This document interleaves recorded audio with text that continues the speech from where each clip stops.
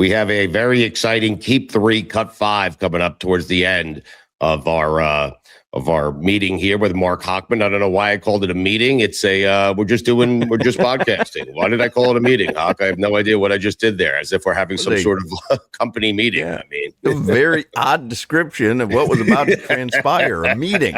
We are redefining the podcast game. We've taken it from podcasts to meetings. So listen in on this meeting, please. I don't know why I said that. I've never said it before. I've never opened any radio segment I've ever done or podcast segment saying our meeting with Marc Hochman.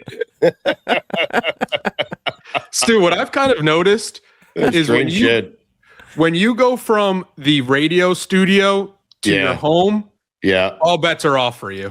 Oh, yeah. Oh, of course. Right. I don't have the radio studio, the environment. It's not around me. There are not executives. I mean, I let it fly when I'm sitting here at home, just doing it willy-nilly. It does. You know? You walk into a radio station and it just kind of governs you. You know, if you grew up in radio, the radio station itself governs you. But that's, we've talked about it on our podcast before.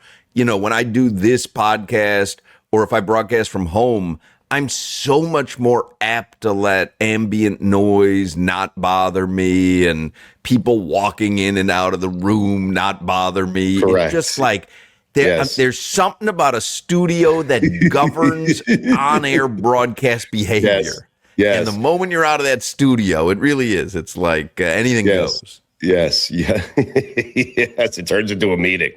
It turns into a meeting. Here we go. What's the agenda for the meeting today? Well, I'll get to the agenda in just a second. But speaking of sports radio and that environment, Taylor has found himself new to sports radio, not new to podcasting. He has found himself in sports radio conundrums where you have to deal with clocks. You have to deal with 12-minute commercial breaks. He wants to get a segment, an idea off, and then he wants to do something else. And we're trying to do two segments at once, two different games at once, and he doesn't have enough time, and he freaks out, and he's losing his mind. I don't know if Taylor likes live radio or not. He's good at it. Taylor, do you like it? I like live radio. The part that's tough sometimes is when the host comes in and sits down and goes, "So what am I talking about today?" That's a good show, though. The shows have been good when we do it that way. I mean, Jesus, you want me to plan it out? They'll be terrible. I mean, It is a different animal. It really is. Radio is a different animal because you have different concerns. Hoch, what I'm doing, and you know this because Dan used to do it to us, I'm just listening to Taylor.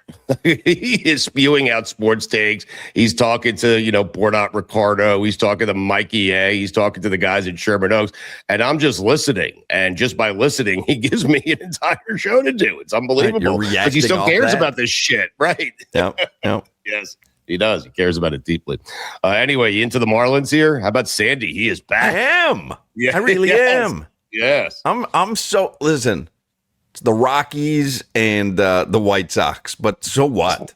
Like, who cares? Rack up some wins when you can. Yes. Sandy has a 0 ERA in 2 starts. I know. It's crazy. Now, I'm not a baseball expert, but I don't think you can do much better in the ERA realm than 0. It's 0.0. No, I think if you really want to talk baseball, their first 3 pitchers in their rotation, Sandy, Yuri Perez, and Max Meyer, I think they have like 3 legit starters right there. Right. And so if they can hit, which they've had no problem hitting, man, again, you're going to get the real answer, I think, about the Marlins with this weekend series against the Yankees, because that ain't the Rockies or the White Sox. But listen, I know it's a 162-game season, but give me a 5-1 start anytime. At least you feel like there's something there rather than, starting 1-5, 0-6, and you feel like you're going to be digging out of a hole for the entire season. So I'm in. I'm enjoying it. Yes. Yankees Marlins kind of feels like a who's who series. Really? How? In what regard? I mean, I think we know who the Yankees are. We certainly know who the Marlins are. I mean, well, we can find out a little bit. I think we know who the Yankees are. I think we can find out a little bit about the Marlins. Right? First road trip. They're in the Bronx. Right. Who's is it will it be Yuri pitching tomorrow? Because I guess Sandy pitched yesterday. So does Yuri pitch tomorrow? You're asking who's taking the bump? Yeah, who's going to be on the bump tomorrow? It's Yuri Perez, Will Warren, Max Meyer versus Ryan Weathers. Wow, the Ryan Weathers revenge game. And then Chris Paddock, the Cowboy, or the Sheriff. Well, Max that guy Fried. Had a very rough go of it for the Marlins in his first start. Is he a Cowboy or a Sheriff? I'm confused. Did you see his first start? No. I had 4 hits. So, Stu, the confusion there is he is the Sheriff, but he comes in every game. He comes in wearing a cowboy hat. Right. Oh, does he really? Chris Paddock is the Sheriff? He's the Sheriff. You know, my guy, Davison de los Santos, he's El Animal. Yeah. El Animal. He's also in the minors. Wait, so you guys are saying we'll find out about we know what the Yankees are. They're great. Right. We'll find out about the Marlins this weekend. What if they lose 2 of 3 to the Yankees? Is that enough for you? Is that wouldn't bother me. That wouldn't bother me because you'd still be 6-3 on the season. Like, I just don't want to see them get mollywopped by the Yankees. Where you go, they beat up on 2 terrible teams, the Rockies and the White Sox, and when it comes to a good team, they can't even compete. But I'm telling you, because it's an afternoon game tomorrow, watch Yuri Perez tomorrow.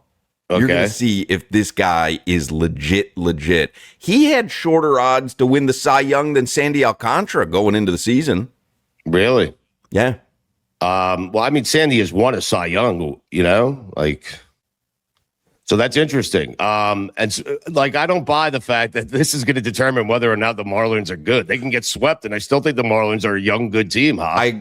I agree. And during a baseball season, anyone can go on a 6-game heater, and anyone can drop, 9 of 10 just for no reason. But it has been a fun start. If there's going to be any kind of excitement generated about the Marlins, remember the Marlins were still in the wild card hunt late last season. Yes, so. Correct. If they've gotten better, Sandy had a slow start last season. Yeah, he was bad. He looks so good these first 2 games. So I don't know. I don't want to get overly excited about this team, but I am buying them after 6 games. I think what we're seeing with Chris Paddock being the Sheriff is something similar to the George Gervin, Caleb Williams, Iceman dilemma. Mm-hmm. Where Peyton Manning is very clearly the Sheriff. So Chris Paddock coming along saying, I'm the Sheriff. I feel like we need a committee who decides hey, this one athlete is going to be this nickname. And then nobody else can kind of contest it. I mean, I don't need a committee to tell you the Iceman is George Gervin. I don't. Right. Now, whether he copyrighted it or not that's on George, but he is the Iceman. I mean, that's. But I can give you an argument that Peyton Manning is not the Sheriff. Yeah, I never called him the Sheriff, by the way. An athlete of that caliber who doesn't get referred to as his nickname constantly over and over. I'm not certain I knew Peyton Manning was the Sheriff. Yes. You normally end with Stugotz and Hoch. I have to nail 3 nicknames. And if you ask me Peyton Manning, I'm not certain I would blurt back the Sheriff. Yeah, I'm not certain that I think I literally would say one of the few athletes who doesn't have a nickname, Peyton Manning. Right. Brady has one, right? TB12? Yeah, well, he should be the Sheriff. I mean, well, when I think of the Sheriff, I think of Fred McGriff. Right. Well, Crime Dog. Yes. Yeah. Put it on the poll, Taylor. When you think of sheriffs, do you think of Fred McGriff of all people? Taylor, you a little nervous about the Marlins coming into town? What do you think here? I mean, you're a Yankees fan? Oh, yeah. He's a big-time Yankee fan. Yeah, he's friends with Aaron Boone. Yeah. Really? Yeah, so I watched... Oh, I think I've got Ron Guidry's number. Wow. Louisiana Lightning. Yep. How did you know that? I know them all, man. That's amazing. How did Taylor know that? You know Ron Guidry? Yeah, I'm a Yankee guy. Yeah. If your number that had to be 20 years before you were born. If your number is retired in Monument Park, I know you. Like kids would get dropped off at daycare, I would get dropped off at Monument Park. You know Chris Chambliss? Of course. Greg That's Nettles? kind of why I knew the name Oscar Gamble last time. That's right. So That's you know those right. late 70s, early 80s teams pretty well, like Roy White's and people like that. Ron Guidry's nickname. That was impressive. Yeah, Mickey Rivers. Oh, did I love Mickey Rivers. Mickey Rivers was so good. Willie Randolph. I love those teams, and I was a Mets fan. Great teams. Yeah, it really was. Hoch, here's a funny thing. Taylor blurts out the other day on the radio show, and we'll get to your idea for fixing tanking in the NBA. I can't wait to hear this. But Taylor blurts out that he's finally seen Field of Dreams, and he loved it. And what I love about this is he is now watching movies that we watched growing up. I believe he's watched My Cousin Vinny as well. Oh, Solana watched My Cousin Vinny for the first time the other night and said it was fantastic because Crowder and I rave about it. I love My Cousin Vinny. I think Same. it might be a top 10 movie of all time. Really? Of all time. Wow. Taylor, put that on the poll, please. My Cousin Vinny, top 10 movie of all time. Hoch might be right. It's such a good movie. Pesci is so good in that movie. Marissa Tomei is so good. Oh, the she's so Judge. Good. Yes. A two what? A two what? What is a ute? Yeah. Overruled. Which one did you like better, Field of Dreams or My Cousin Vinny? My Cousin Vinny, I love. Field Right. of Dreams is a brilliant movie. I mean, It is. Brilliant movie. It Yes. is, without question, we've had this debate on the show, the best baseball movie ever made. Better than Bad News Bears, Yes. which is what Dan would tell you. Better than The Natural, which is what many people would say. My dad. Better than Major League, Yep. which I've never seen. What? Never That's seen shocking. it. That is shocking. You need to watch Major League and come get back the on idea. next week and break it. I get the idea. I don't need to see You it. don't I need get to the see idea. What's the idea? I want to hear what your idea of Major Crazy League baseball team, Charlie Sheen, a nutty reliever, and hijinks Flamethrower, ensue on the right. diamond. Yeah. Did I nail it? You're right. You don't need to watch. You'd be wasting I your nailed time. it. You've seen it already. I mean, I think the movie poster actually says hijinks ensue. Yeah, I'm Yes. telling you. I nailed it. I know exactly what that movie is. I don't need to see it. Taylor, which one did you like better of the two that you watched? Which one did you like better? I would probably say My Cousin Vinny. It's I like such a it great better. movie. Yeah. It is such a, from the jump. When they sit down at the diner and you're trying to see what they're going to order, and then you see the menu and it just says breakfast, lunch, or dinner. Yeah. And he goes, two. You want two? Two breakfast? Two. Yeah. Those are harmony grits. Feels like I can some do that movie recency. line by line. I'm sure you can. I'd like to hear you do it. It feels like some recency bias, Taylor. It's like My Cousin Vinny's the last movie you saw. That's why. I mean, Field Well, of Dreams is a better movie. I mean, I saw them back-to-back days. It wasn't like it was much recency. right. But my only critique with My Cousin Vinny, Marissa Tomei and Pesci, I didn't feel the chemistry there between them. See, I think the chemistry is brilliant between them. You may not see it physically. You may look physically and go, Marissa Tomei, tall and beautiful, and Joe Pesci, squat and hairy, and you go, but the chemistry is actually real, which is what I think makes the movie so good. yes. But Field of Dreams just has so many moments in it, you know? You know, when they go to the Red Sox game and then, you know, James Earl Jones gets out of Kevin Costner's van and he thinks he's done with James Earl Jones. And then he turns the van around and he says, I heard it. There? Yeah. Oh, my God, I got the chills. I just got the chills right now. I'm not kidding you. I just got the chills know. right now. That happens to be my best impersonation. A lot of people think my best impersonation is Steven Seagal. A lot of people think my best impersonation is Alf. Tony Danza, of course. Right. Mona. Yes. Samantha. I'm a fan of Joe Girardi. Yeah. I mean, Oh, have you heard my Joe Girardi? Hey, I'm Joe Girardi. that's it, Taylor. Hey, I'm Joe Girardi. We did about a week of that on the Levitard show once. Hey, I'm Joe Girardi. Yes. And by the fifth day, he wanted to tear your head off. But I mean- many people Yeah, go believe ahead. my best impersonation is James Earl Jones in Field of Dreams. Really? And I'm going to gift Here. it to you right now. Okay. I can't wait. Baseball. That's it? That's damn good. I thought it was going to Baseball. be, hey, I'm James Earl Jones. No, he says when he's doing his poetic dissertation about the nation's pastime, he drops a baseball. Yeah, he says a lot of words after that. You think you're doing Stugotz and Company with James Earl Jones right now? Ask me any question that can only be answered with the word baseball. What sport do the Marlins play? Baseball. What do we call America's pastime? Baseball. Well, we'd like to thank James Earl Jones for joining us today. That was exciting. That's a big get. Yeah.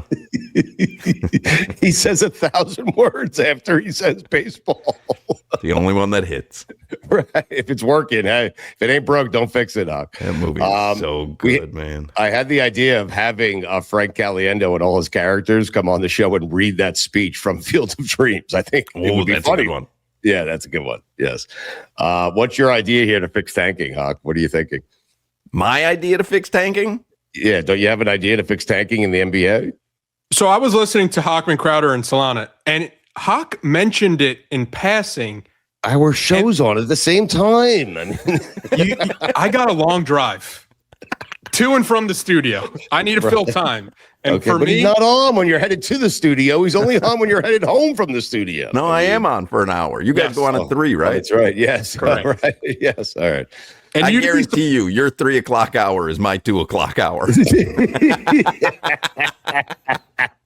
If you miss Hochman, Crowder, and Solana on 104.3 FM, Yes. you can hear the first hour again on 9:40 a.m. in Miami. We should change the name of the show to Hochman, Crowder, and Solero. So you guys were talking about how to stop tanking, and then Hawk just threw out the phrase "bank the tank." Bank the and tank. then when he got pressed on it, they were like, "How does that work?" And you really didn't have anything. You just had the phrase. Right. So Oh, I've got what did Trump say? He's got the beginnings of a plan. Yes. Concept. Yeah, I have concepts of a plan. Yes. I know everyone will get on board with bank the tank. I just don't know what it is yet. But Right. it's something along But every the good lines- idea starts with a good name. You're right. Yes. Yeah, I totally Right. agree. Yes. Yes. So it starts somewhere with maybe I can bank some losses and utilize them later for the tank. Huh. Somewhere in there. So I don't have to officially tank at the end of a season. I mean, if you look Right. at some of the lines right now, like if you're betting last Yeah. night, there's Yeah. multiple games that are minus 15 and over. It Yes. shouldn't be. It shouldn't. Right. Listen, it's not like there's parity, but there shouldn't be 19-point road favorites in the NBA right now. There That's just fair. shouldn't. And Right. it's tanking. But what if you were able to bank the tank? This is what he does. He just has a name and he doesn't have a fleshed Right? out idea. I dare you to disagree with that. What if you were able to bank the tank? I can't. Solved it. So Hawk, when you came up with that idea, what I did was I went in the lab and I said, "Hey, let me try to flesh this idea out." All right.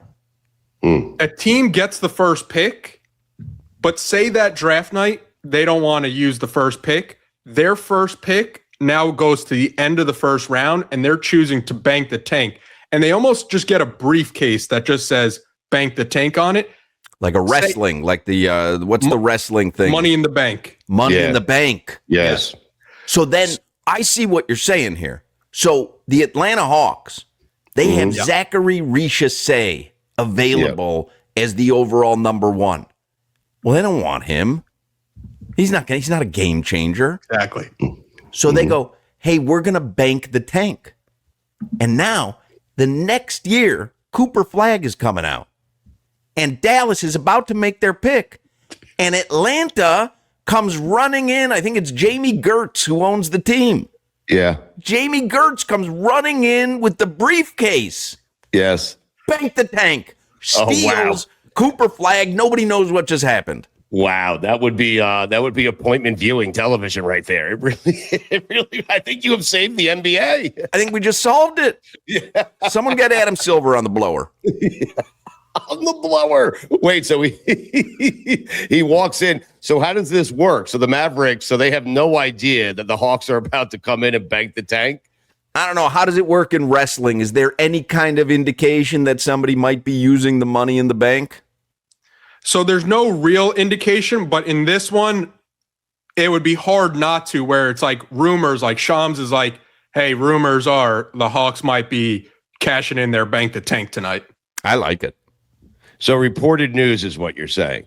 But I like the idea of for TV purposes of the Mavericks thinking they're about to get Cooper Flag and the Atlanta Hawks walking in with a briefcase and claiming that they are banking the tank. Yes. Right. We're going to exercise our bank the tank.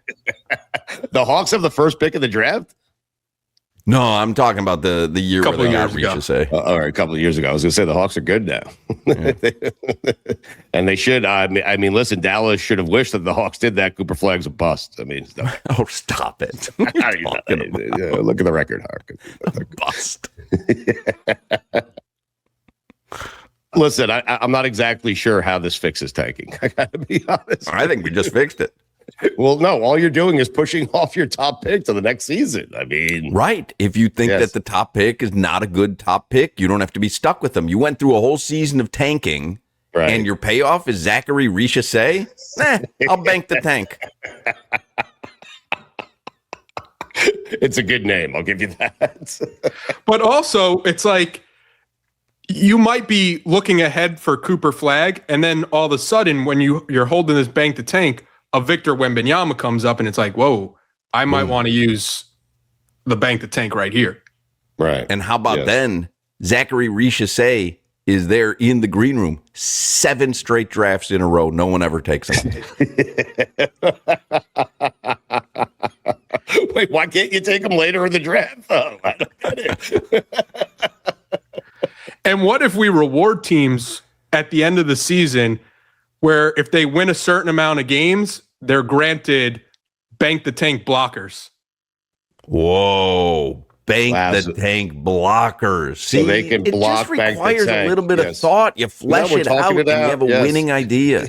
And here I was, so dumb of me to think that you had fleshed this out entirely when I should have known better, because all you care about is bank the tank.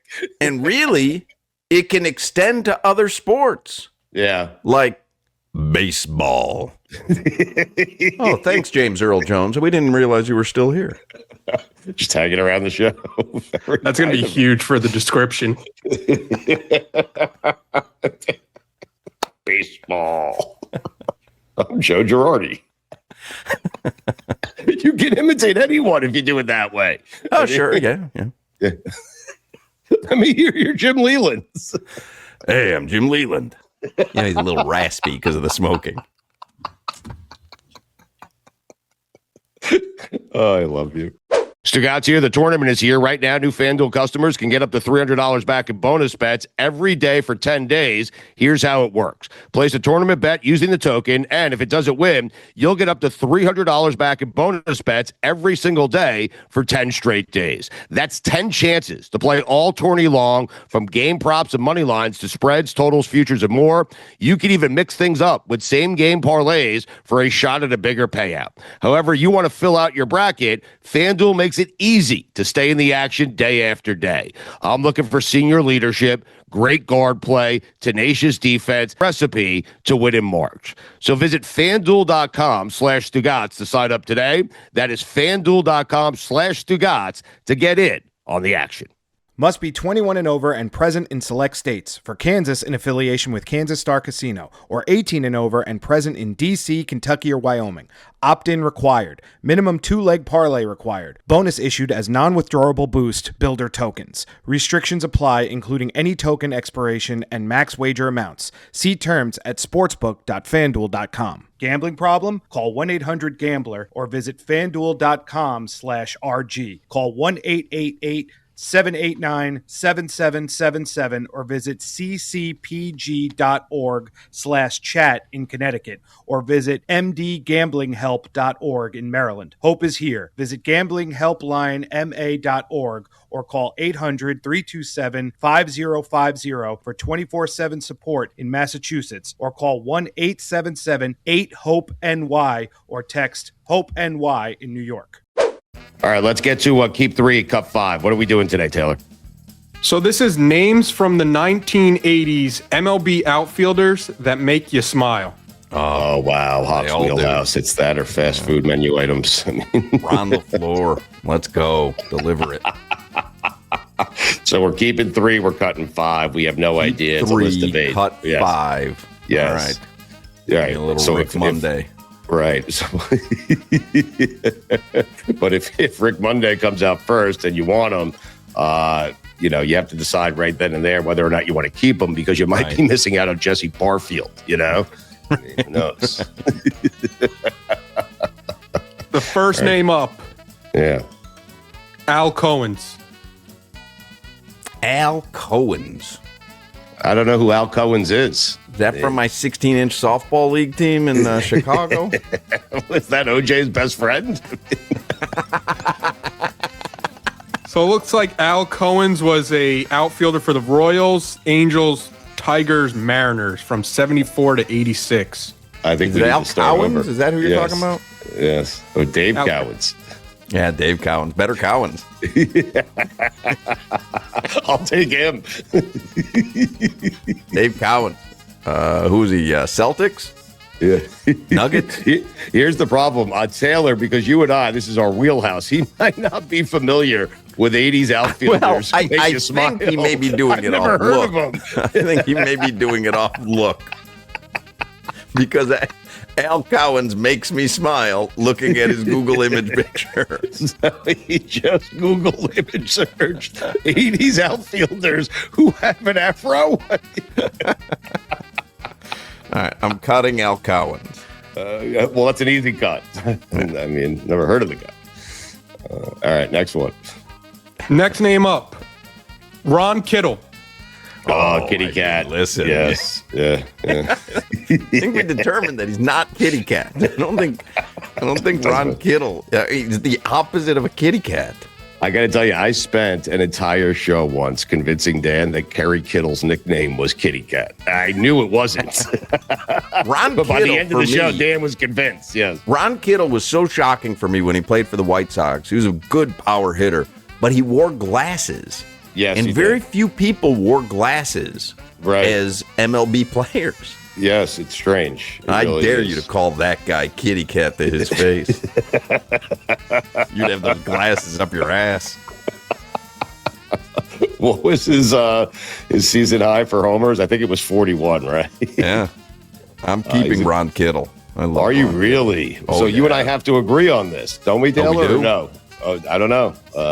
Yeah, you have to come to some kind of consensus. Yeah, All right, you so you got to wanna keep keep- Ron Kittle. All right, we got 6 names left. We cut Al Cowens. Whoever the fuck that guy is. We're going to keep Kitty Cat here? We got to keep Ron Kittle. I'm not going to allow you to keep disrespecting him. All right, well, I'm writing it down as Kitty Cat. All right, we're keeping Ron Kitty Cat. Kittle nickname. See if anything comes up. Next name up, Leon Durham. Oh, wow. Oh, I thought Leon Durham was a first baseman. I think he was, yes. DH, first baseman. Yeah. This has him listed as first base / outfielder. All right. All right, Maybe I'll give late you in the his nod. career. I don't. The category is making me leery because these are outfielders who make me smile, and Leon Durham, Bull Durham, he is a first baseman in my book. He is in your personal record book. I'm with you on that. He's a first baseman. Ron Kittle, by the way, his nickname is Bandit. That's what he thinks. I mean, So it looks like the first 4 seasons for Leon Durham were primarily in the outfield, and then late in his career he switched to first base. Well, yeah, but I'm gonna cut him as much as this pains me because I love Leon Durham. But as much as it pains me, I want to keep him on the bench for when you do first baseman from the 80s who make me smile. Yes, because we would automatically choose Leon Durham and be outraged if you didn't include him on the list. Yes. Exactly. Yeah. Or even infielders. Infielders from the 80s who make me smile. So I'm gonna vote to cut Leon Durham as much as that pains me. Yes, a good start, though. A guy we've never heard of and a guy who played first base for 80s outfielders that put a smile on your face. At least we have Kitty Cat. I mean, how about that? Problem with I'm not even certain Kittle played the outfield. Number 3, Bruce Sutter.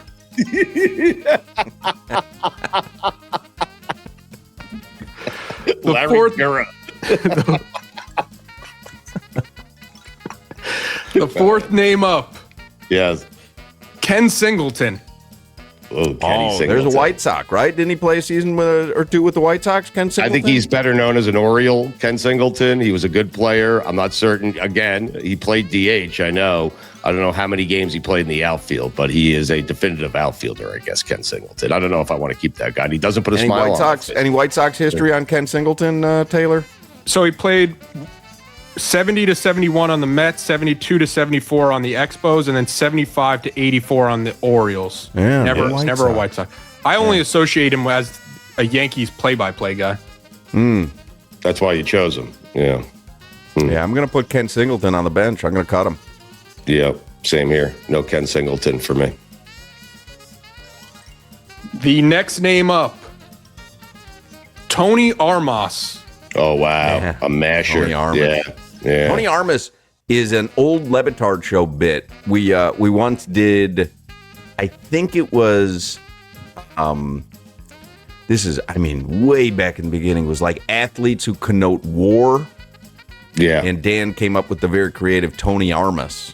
It's like more arms. Armas. Spanish for arms. Thank you. But arms like weapons, not like appendages. Right. It was a terrible nomination by Dan. I think we all burst out into laughter. Different did time. we? Tony Armas?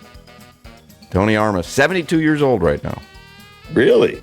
A young 72. I'm trying to think of other athletes that connote war. Kenny Battle. I love the way Tony Armas looked. Yeah. But I'm not. You know what? He does bring a smile to my face, and that is yes, there's no doubt that he brings a smile. Yes, but in comparison to, like, let's say he blurted out Willie Aiken, Yeah, that brings a smile to my face. Yes. So we get to keep 3 and cut 5. Yes. Armas, by the way, had 43 homers, 123 RBIs one year. He was a good player. This is the fifth name. It's the fifth name.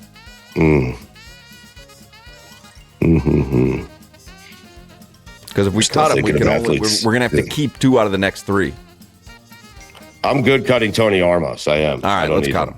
All right, Tony Armas. I'm hoping we filibustered enough for Taylor to find some better names. We'll see.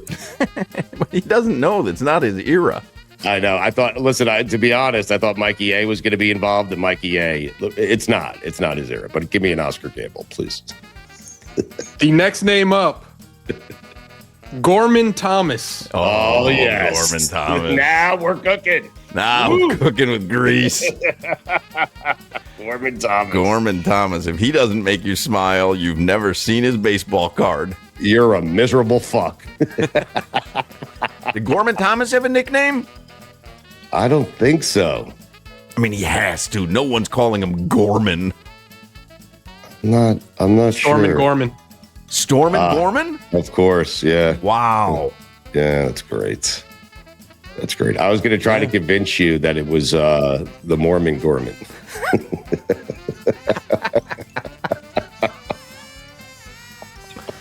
Gorman Thomas. Yeah, he was a good player on good. Yes. Yeah, it doesn't matter how good he was. None of it matters. It's just you hear the name, does it make you smile? That's right. it. And I think of his baseball card from the 80s. Big bushy mustache, hair all over the place. Yes. I'm keeping Gorman Thomas, man. Yeah. 45 homers one year. God, that guy was good. Wow. All right, next name, Taylor. So you guys have kept Ron Kittle and Gorman Thomas. You can only keep one of the next two names. Okay. The seventh name coming up, Sixto Lockenzo. Sixto Lascano. Yes. I mean, Tomato. Tomato Yes. Lockenzo. He just dropped a Sixto Lacanzo on us. Who does not make me smile, but Sixto Lascano does. first guy makes me sad. I think I bought some fruit at a flea market on 45th Street from Sixto Lacanzo.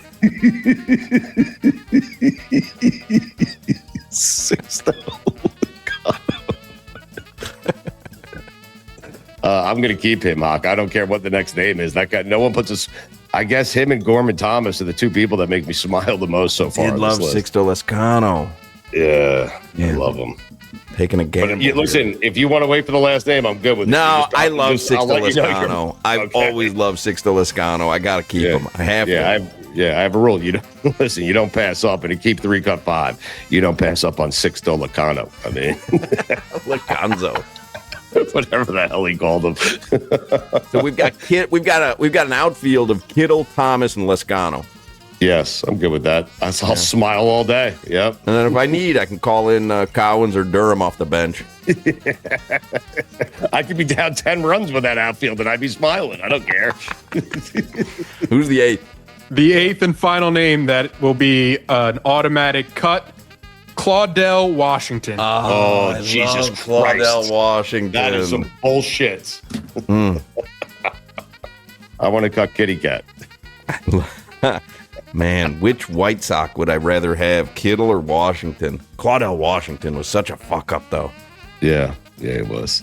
Claudell Washington. Well, we have no choice. We can't keep it. We've already made our decision. No, I just wonder if I made a mistake. Well, we did. Claudell passed away, sadly, in 2020. It's too bad. So we should have kept Cowens, whatever his name was. It's a terrible list.